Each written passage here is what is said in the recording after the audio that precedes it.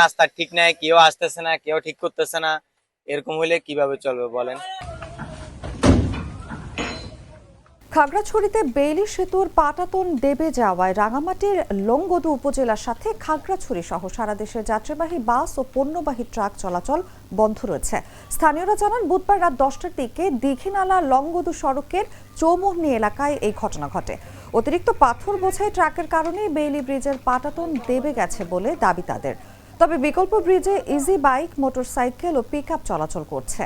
সড়ক ও জনপদ বিভাগ জানায়, পাথর বোঝাই ট্রাক থেকে পাথর সরিয়ে নেওয়ার পর ট্রাকটি উদ্ধার শেষে ব্রিজ মেরামতের কাজ শুরু হবে। তবে ব্রিজের কাজ শেষ করতে আরও একদিন সময় লাগবে বলে জানায় সওজ।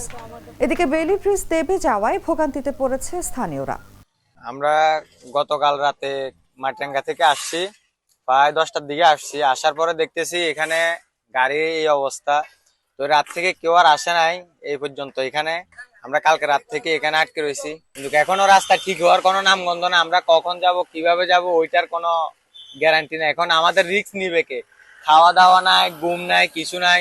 আজকে টানা 2 দিন হয়ে যাইতেছে। আমরা তো বাকি টিপও মারা লাগবে। এখন রাস্তা ঠিক নাই, কেউ আসতেছে না, কেউ ঠিক করতেছে না। এরকম হলে কিভাবে চলবে বলেন?